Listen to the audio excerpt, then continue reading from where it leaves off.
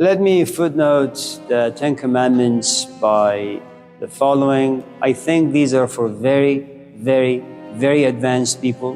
They're not really meant for us.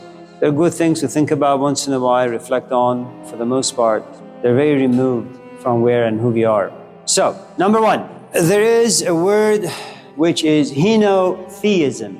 It means the worship of one God without denying the existence of other gods. That is really the first commandment, but when you translate in English and given all the politics that goes into religion, what you have is not henotheism, but monotheism, which comes into Judaism much later.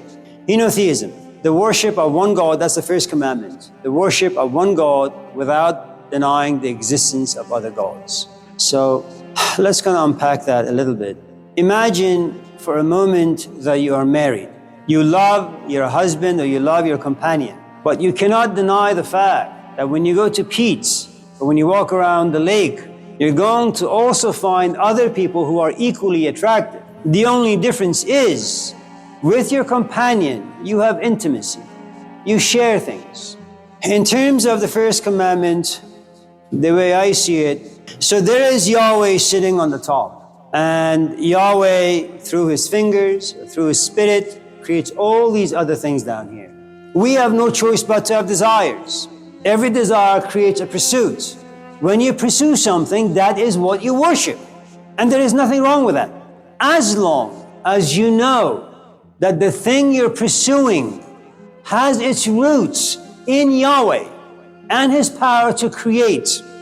Some of you exercise this. You sit, your companion has brought home large, deep dish, spinach, mushroom pesto from Zachary's. And you are hungry. You were a monk, you wanted to just eat bread and water. And they plate you 2 big slices of deep dish pesto, spinach, mushroom. You're about to eat, but then you stop and you pray. You close your eyes. What are you doing? Who are you talking to? Why are you appreciating this? All of a sudden what you do is you spice your food with things divine. It becomes a religious activity. That's called henotheism. Now, if anyone of us in this class, the task is not to overcome all the desires. The task is not to get rid of them. Don't be a Jesus Christ. The task is to have a lot of desires, but have the reflective abilities and the creativity to season everything you do with God's Spirit. به دریا بنگرم دریا توینم به صحرا بنگرم صحرا توینم به هر جا بنگرم کوه و در و دشت نشون قامت رعنا توینم. I look to my right, there is God. I look to my left, there is God. I look into the valleys and the mountains, there is God. There is no place I can look where God doesn't exist. Guru Nanak, one of the founders, he's the founder of the Sikh religion, an offshoot of Hinduism and an offshoot of Islam. One day he goes to the mosque, he falls asleep, but his feet are pointing to the north where people face Mecca. So the custodian slaps him, belts him, sticks him. Says, what are you doing? Poor Nanak wakes up and says, what happened? What did I do? He says, you can't have the soles of your feet facing God. That's disrespectful. And so Nanak looks at this custodian and asks, which way shall my feet face where God isn't? And that's the message of the first commandment. No desire is corrupt. No desire is bad. For those of you in this class who enjoy smoking, there is nothing wrong with that. Do so. Do a lot of it, as long as you know the culture of peyote, the ceremonies that used to exist, the rituals, the elders. It wasn't an escape from life or boredom or meaninglessness. It was a way where people were transformed. There is nothing wrong with anything. You want to drink, drink, as long as you're aware of its history and why people drank. Number 2, never have an image of God. No graven images. This is problematic. Language creates images. Thinking creates images. Writing creates images. When it comes to certain things, never speak of them. Think of them. Reflect on them. And I think Kierkegaard said it best. If you want to really understand the second commandment, fear and trembling, you are in the presence of something profoundly awesome that doesn't fit language, doesn't fit the human mind. You must just know that it exists. But this knowing must come with a great amount of feelings and emotions, to the point where you fear it and you tremble. So don't ever ask what God is, what truth is. It can't be spoken. The only thing we can do is indirect language. You speak to the door so that the window can hear it. If that doesn't make sense, it's a Persian thing that they say. If our good friend here is a professional drinker and she doesn't drink at all, I look at her and say, don't drink, it's bad. But it's not really meant for her, it's meant for him. And I suppose just in case any of you in this class want to understand or know what number one is, worshiping Yahweh, it's just an experience. It's kind of like what Morpheus does to Neo.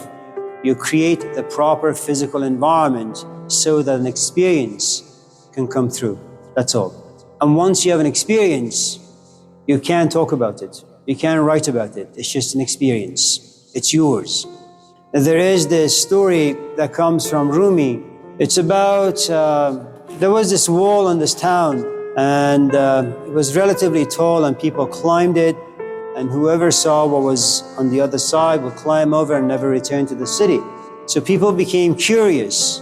Why is it that despite the fact that our city has everything that anybody would ever need, would climb this wall, and whatever exists over there, they will climb over it and never return?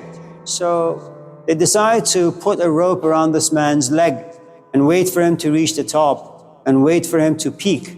And he did.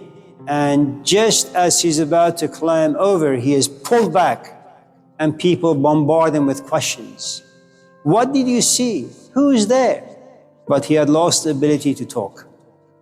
So when it comes to the most important things of life, language fails, imagination fails, and it's best to keep your mouth shut unless you want to create shadows for people.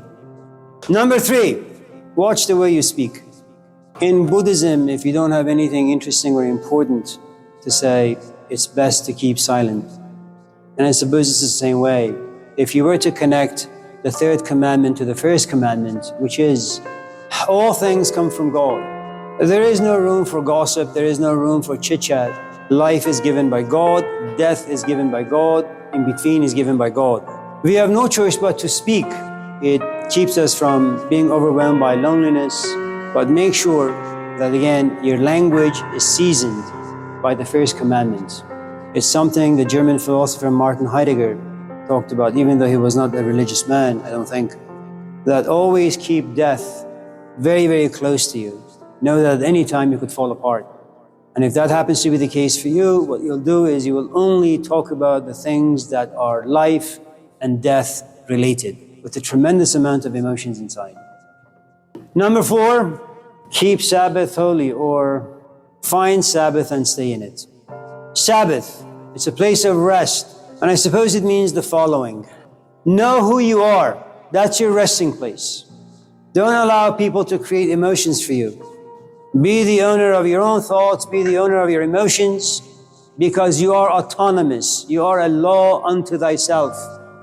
If I was to somehow connect Sabbath to stage 4 cancer and the people who have it, it'd be the following. There is no Sabbath when you hear the news that you have cancer and there's a good chance that you may die. There is no Sabbath when you deny it. There is no Sabbath where you're angry and you ask, why me and why not this other fellow? There is no Sabbath when you begin to bargain with God. Give me 5 more years and I'll do A, B, C, D. There is no Sabbath in depression, but you will find Sabbath when you come to realize that yes, you have stage 4 cancer. Yes, your life will be taken at any time. And yes, you have made peace with life, with sin, with mistakes, with your family. And now it's time for you to go away and it's okay. That's Sabbath.